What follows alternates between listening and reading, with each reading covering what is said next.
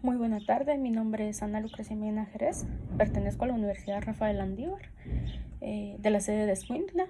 Hoy les presento una propuesta de manejo integrado de plagas en el cultivo de higo, Ficus carica.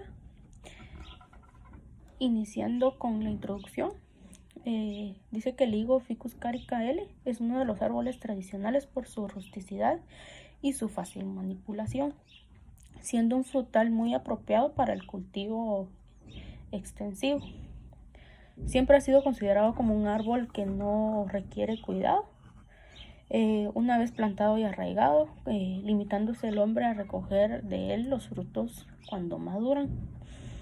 Unos para el consumo de fresco, otros para conservar en seco o para preparar a partir de ellos. Determinados tipos de postres, muy utilizados en nuestro medio. El presente trabajo tiene una investigación de las plagas claves y secundarias del cultivo de higo Ficus carica, así como cómo determinar los controles para las mismas.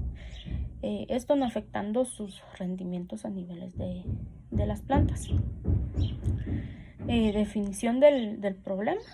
Muchas de estas plagas y enfermedades se acrecientan por la falta de prevención en las plantas y siempre se tiene una mala costumbre de esperar a que aparezcan estas plagas para tomar cartas en el asunto. Esto ocasiona las caídas de los frutos, perforaciones por plagas más o menos importantes. Es probable que la plaga más importante que en la actualidad parece este frutal sea la cochinilla de la higuera y la mosca del Mediterráneo. La presencia de estas plagas perjudica en gran cantidad a los productores que ya tienen un mercado de destino, productores que desean tener al final una cosecha de alta calidad. Perjudica también a los consumidores, los cuales compran frutos de calidad para diferentes procesos alimenticios. Las plagas provocan la caída de los frutos, las perforaciones en tallos, caída de las floraciones y esto como consecuencia un bajo rendimiento del mismo. La justificación, la propuesta para el manejo integrado de plagas en el cultivo de higo Ficus carica L se plantea para un manejo del cultivo para recurrir a nuevos controles, los cuales servirán en gran medida para los árboles, teniendo en cuenta un costo que puede variar en el transcurso de su monitoreo. Se tendrán monitoreos para detectar con más facilidad la presencia de las plagas que más afectan al cultivo, pudiendo prevenir cualquier situación futura. Las plagas que más afectan o las plagas que afectan al cultivo en general es la mosca del higo, Lonchea aristella B, la mosca de las frutas, Ceratitis capitata Wien, las orugas de las hojas, Simaetis pariana, cochinilla de la higuera, Ceroplastes rusi, barrenido de la higuera, Hipoborus ficus R, la escama de la higuera, Lepidosaphes fisi R, la barreneta, Melois ceratinoe cel y el barrillo, Hysteropterum gryloides F. Las plagas claves del cultivo del higo es la mosca de las frutas, las cochinillas de la higuera, las escamas de la higuera y la barreneta. Las plagas potenciales o secundarias es la mosca del higo, las orugas de las hojas, los barrenillos de la higuera y el barrillo. Vamos a iniciar con las fichas técnicas de cada una de las plagas clave. En este caso sería Ceratitis capitata Wien, que sería la primera, la primordial, que es la mosca de las frutas. Los cultivos que afecta es a todos los cultivos que disponen de frutos carnosos, entre ellos los cítricos, los frutales y la vid. Puede reproducirse sobre muchos frutos de plantas cultivadas, lo que le permite disponer de poblaciones abundantes en casi cualquier época del año. Su reconocimiento, los adultos son moscas de colores y dibujos característicos, son muy vistosos. Los machos disponen en la frente de 2 paletas negras en forma de capitel que los diferencia de las hembras, que ellas no los tienen. La parte final del abdomen de las hembras disponen de un aparato de forma puntiaguda que utilizan para colocar los huevos bajo la epidermis de los frutos. Las larvas son de color blanco, ápodas, y cuando finalizan su ciclo empupan enterrándose ligeramente en el suelo, formando un barrilete de color marrón que da lugar a nuevos adultos en pocos días. Su daño biológico e importancia. Los daños que la plaga produce al cultivo son los derivados de la colocación por parte de la hembra de huevos bajo la piel de las bayas, en números variables, de lo que salen las larvas sin patas que van generando galerías más o menos superficiales, pero esto bajo la piel. Esto es reconocible por el rastro de color marrón negruzco de los excrementos de las galerías. Que las larvas son las que las dejan tras de sí. Estas acaban dirigiéndose al interior de la baya hasta completar su desarrollo, volviendo entonces hacia el exterior, realizando un orificio en la piel del fruto por el que salen y se lanzan al suelo, donde después de enterrarse ligeramente empupan y tras unos días se convertirían en nuevas moscas. Las bayas atacadas se producen y pueden acabar pudriendo a otras bayas alrededor, pudiendo llegar a pudrir todo el racimo. Su muestreo y niveles críticos, como se ha indicado, la disponibilidad de planta hospedante y su coincidencia con unas condiciones climáticas óptimas, son factores determinantes para la fluctuación de la plaga, y dadas las características de estos factores, determinan su presencia continua y elevada y su consideración de plaga clave en los cítricos. La determinación del nivel poblacional mediante el uso de trampas alimenticias y sexuales sería una de las primeras cosas que se tendría que hacer. La determinación de la presencia de los primeros frutos picados. Para ello se observarán 10 frutos de tamaño definitivo por árbol, de 20 árboles por parcela. Tratar cuando el número de moscas capturadas por trampa y día es de 2 antes del envero o de 0.5 durante o después del envero. La presencia de fruta picada justifica también la necesidad de efectuar tratamientos. Bien, ahora vamos a iniciar con los controles. El control cultural. Vamos a utilizar trampas alimenticias y sexuales para el seguimiento de la plaga y determinar el monitoreo de tratamiento. Eliminar restos de fruta del campo una vez cosechado. Intentar bajar nivel poblacional. Controlar los árboles frutales diseminados con trampas o tratamientos. En el control químico, este método reduce de manera rápida y drástica las poblaciones de las moscas de la fruta mediante el uso de productos químicos. Es importante tomar en cuenta el momento oportuno para aplicar este tipo de control.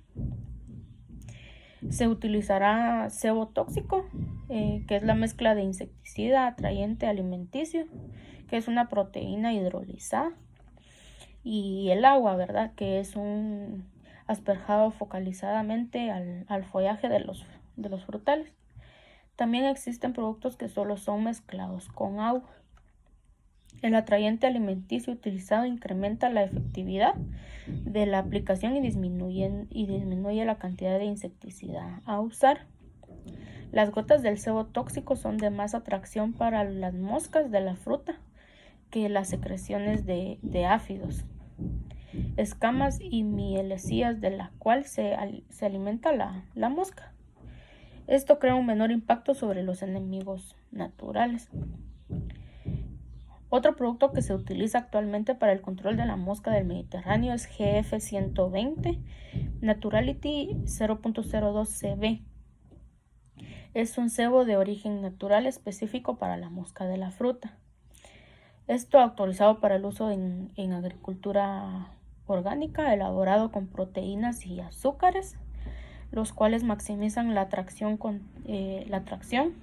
Contiene acetato de amonio, que es un atrayente alimenticio específico para la mosca de la fruta. Su ingrediente activo es espinosa, que es derivado de la fermentación de la bacteria Saccharopolispora espinosa, la cual no afecta a insectos benéficos como las abejas, las aves, peces y en general para todos los organismos que no son objetos de control. El control biológico, los insectos a mencionar van a ser los que pueden combatirlo: el Locust humilis silvestri, Diachasma trioni cameron, Tetratichum gifardianus silvestri, Ophius concolor sepligeti y Diachasmimorpha longicaudata. Las principales dificultades para la aclimatación de estos parásitos en nuestra zona citrícola han sido tanto la climatología adversa como el gran tamaño de los frutos cultivados. Dado que afecta a los parásitos, que es mayor en cuanto menor es el tamaño de los frutos. Enceroplantes rusiele, más conocida como la cochinilla de la higuera, los cultivos afectados es a cítricos, higueras y otros ficus, pero también está citada en vid, chirimoyo, membrillero, aguacate, cebo, plátano de paseo, cítricos y otros más. Su reconocimiento es que la larva posee un tamaño de aproximadamente 3 milímetros, de color rojizo con masas cerosas alrededor. Tiene una tercera secreción lateral doble y 15 secreciones piramidales. El adulto tiene un tamaño entre 3 a 6 milímetros.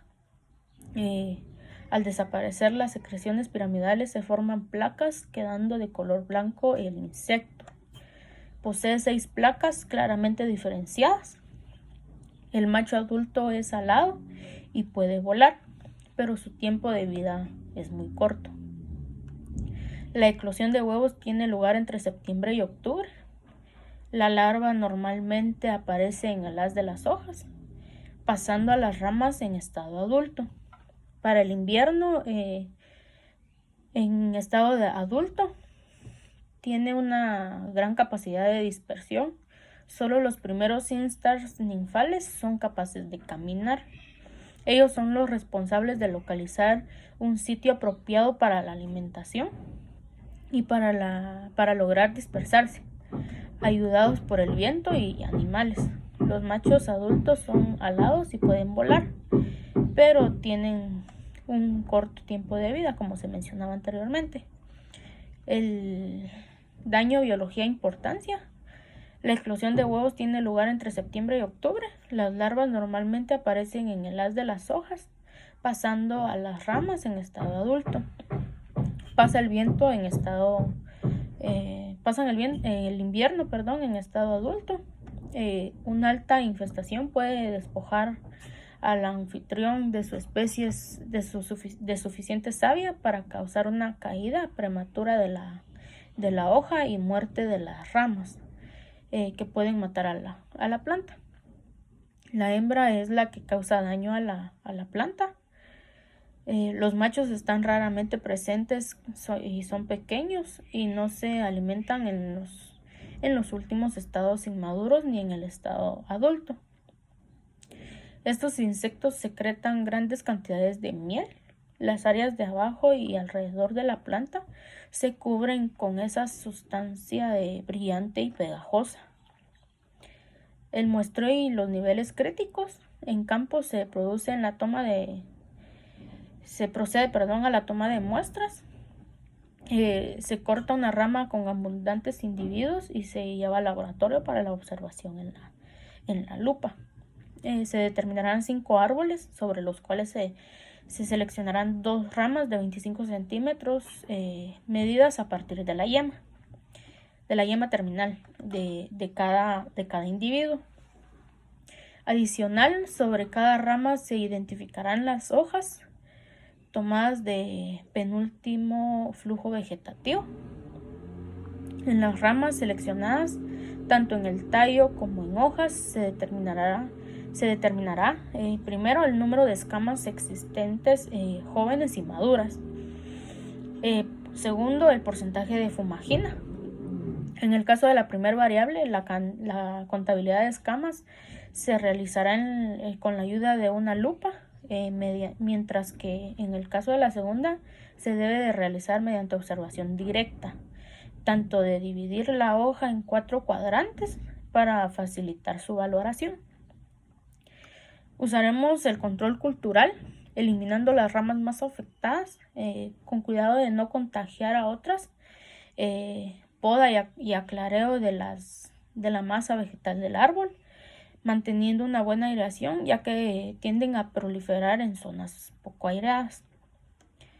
Tendremos el control químico. Uno de los productos más efectivos en la lucha contra la cochinilla es el jabón potásico. Este tiene la propiedad de reblandecer el exoesqueleto de los insectos. Estos quedan muy debilitados y acaban muriendo. Además, es un producto natural e inocuo para la salud. Después de haber usado el jabón potásico, aproximadamente 1 hora después, viene muy bien aplicar el aceite de neem. Se trata de un insecticida natural que se extrae del fruto de este árbol, que actúa frente a una amplia gama de plagas como la mosca blanca, el minador, la araña roja, los trips, los pulgones, piojos, escarabajos de la patata, chinche. La acción conjunta de jabón potásico y neem hacen que sea todavía más efectivo el tratamiento. Luego de la aplicación del aceite de neem, también se debe de aplicar un producto de limpieza para eliminar las malezas. Atrayente extraordinariamente efectivo de hongos y bacterias perniciosas para la planta. Estos productos suelen además llevar desinfectantes que protegerán la planta y eliminarán hongos y bacterias también. La lucha indirecta contra este insecto puede realizarse utilizando predadores naturales. Sin embargo, cuando los ataques son importantes, debe recurrir a la lucha directa mediante el uso de productos químicos. Entre estos se citan el aceite mineral bien refinado a dosis de 1 a 1.25%, mojando todas las hojas y ramas, especialmente las hojas por el haz, que es donde suelen fijarse las larvas jóvenes. También con aceites no pueden darse más de un tratamiento. El malatión al 0.6 a 0.8%, polvo mojable al 25%, o el carbaril, que puede utilizarse como medio de lucha incluso cuando los huevos están protegidos por el caparazón. Para el control biológico podemos utilizar la escutelista SP. Es un parasitoide himenóptero que parasita C. rusi. Se puede observar frecuentemente un orificio de salida del parasitoide en los caparazones de las hembras adultas de cochinillas. Bien, ahora Lepidosaphes physi-R, que es más conocida como la escama de la higuera. Este afecta a los cultivos que afecta, se encuentran presentes asociados a cítricos, o sea que afecta a cítricos más que nada. De la primera, tercera, cuarta, quinta, sexta y RM, de preferencia en zonas con influencia costera. Su reconocimiento es que el insecto pasa el invierno en forma de huevecillos de color blanco grisáceos, encerrados debajo de la cera de la escama madre, pudiéndose encontrar de 40 a 150 debajo de cada escama. En primavera, las ninfas jóvenes, pequeñas y blanquecinas Caminan por la corteza desde unas pocas horas hasta 1 o 2 días. Insertan sus picos en la corteza y empieza la formación de la escama cerosa que cubre sus cuerpos y pronto mudan sus pieles. Tienen antenas y patas.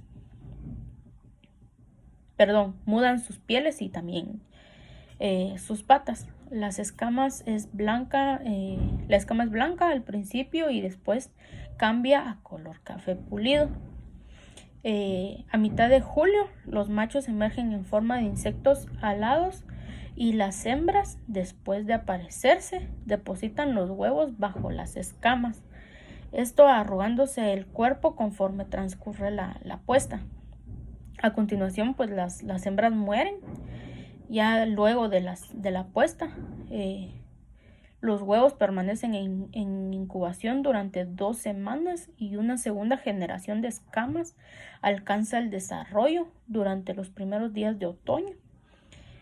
Suelen tener 2 generaciones al año. Su daño biológico e importancia: las escamas de 3 milímetros de largo y 1 milímetro de ancho viven agrupadas en racimos que pueden llegar a cubrir la corteza de todo el árbol. La corteza se vuelve rajada y escamosa. Los árboles pierden vigor y el follaje es pequeño y con pecas amarillas. La escama causa clorosis en el área donde se alimenta. Esta especie se adhiere fuertemente a los frutos, dificultando la limpieza en la planta de embalaje.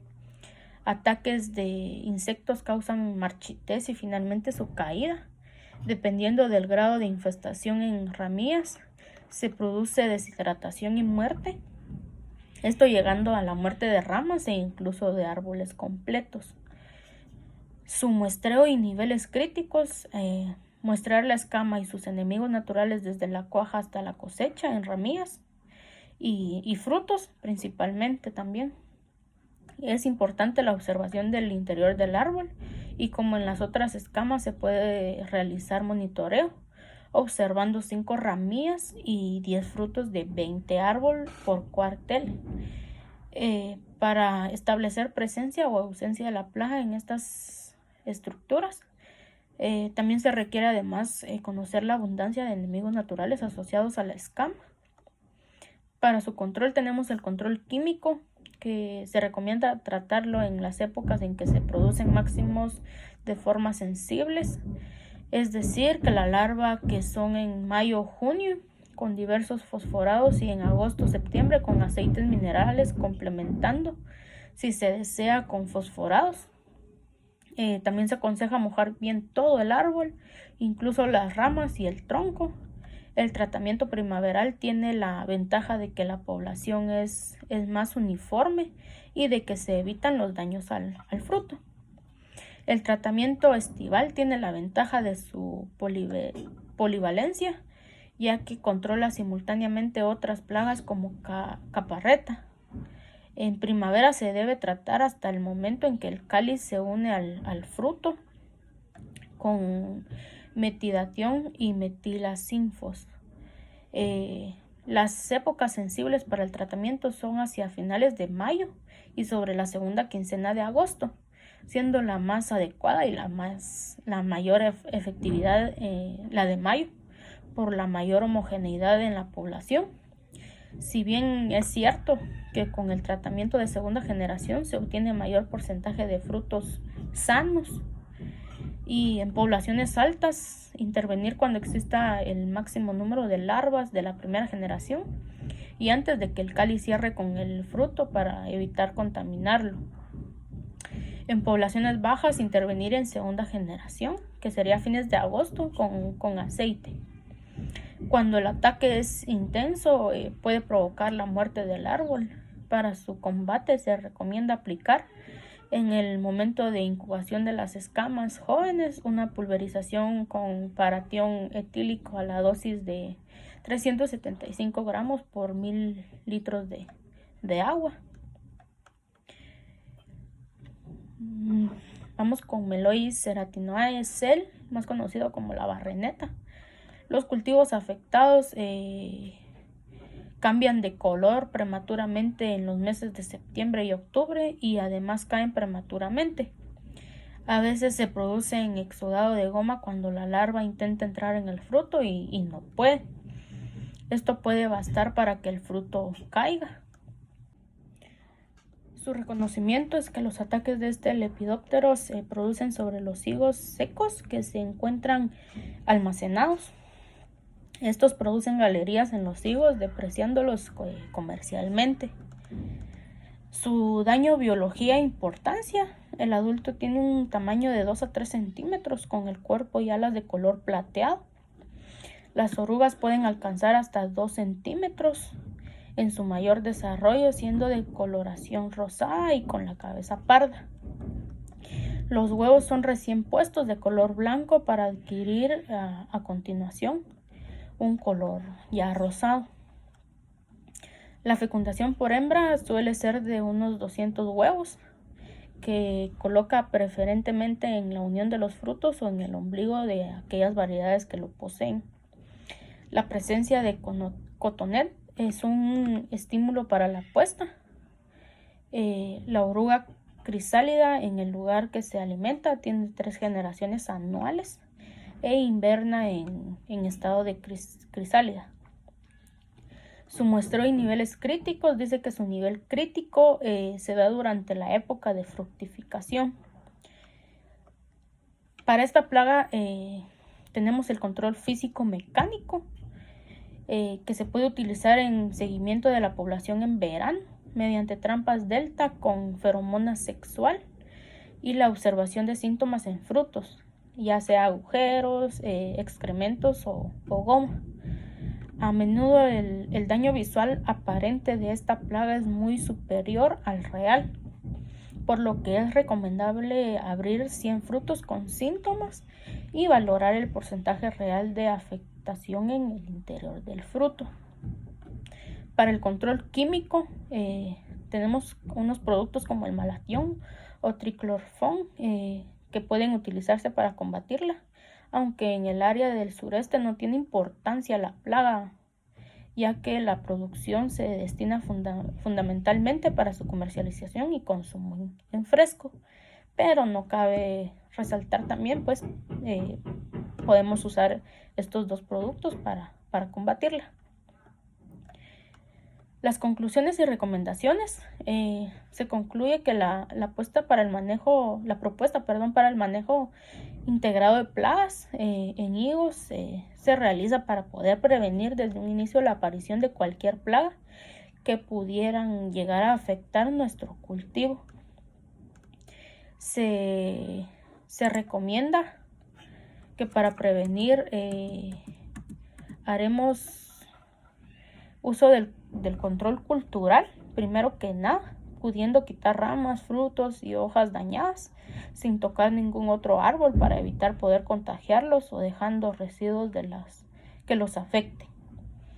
En segundo plano vamos a poner el control químico para erradicar cualquier plaga que tenemos en nuestro cultivo. Por tener químicos seguros y que son especiales para combatir las plagas.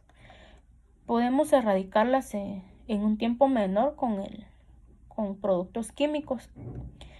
Y por último, en tercer plano, vamos a dejar el control biológico. Pudiendo mantenerla y erradicarla naturalmente. Si en dado caso el control químico no erradica las plagas.